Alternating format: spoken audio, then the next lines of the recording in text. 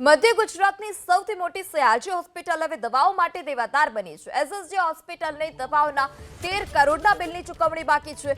સરકાર તરફથી દવા ન મળતા હોસ્પિટલે 36 કરોડની દવાની બજારમાંથી ખરીદી કરવી પડી, જ્યારે હોસ્પિટલના દવાના 13 કરોડના બિલો પેન્ડિંગ છે, જેથી લેખિતમાં ગાંધીનગર સુધી રજૂઆત કરાઈ। સયાજી હોસ્પિટલમાં માત્ર વડોદરા શહેર જ નહીં, પણ મધ્યપ્રદેશ, મહારાષ્ટ્ર અને રાજસ્થાન સહિતના રાજ્યોમાંથી પણ દર્દીઓ સારવાર લેવા આવતા હોય છે, પરંતુ 688 દવાઓ પૈકી હોસ્પિટલ પાસે માત્ર 188 પ્રકારની દવાઓ છે। एक्चुअली सरकारी नियम प्रमाणे 688 दवा ईडीएल એટલે ઇસેન્શિયલ ડ્રગ લિસ્ટમાં સમાવિષ્ટ કરવામાં આવ્યો છે।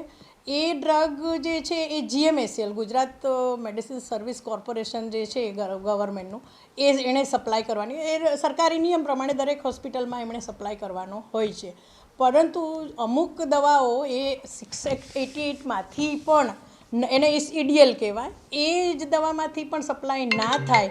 પણ અત્યારની અહીં એસએસજી હોસ્પિટલની પરિસ્થિતિનું અમે મેડિકલ સ્ટોર દ્વારા સ્ટોર મેન્ટેન કરવામાં આવે, સ્ટોરેજ એટલે ધારો કે 3 મહિનાની અમે રાખીએ જ કે દવા ખૂટે ના એટલા માટે, એટલે એ જે ના સપ્લાય થાય એનો પણ અમારે ઓર્ડર આપવો પડે। અને નોન ઈડીએલ કહેવાય, નોન ઈડીએલ એટલે કે વિભાગીય વડા જે ટ્રીટિંગ ડૉક્ટર છે એની માંગણી પ્રમાણે પણ અમારે ખરીદી કરવી પડે।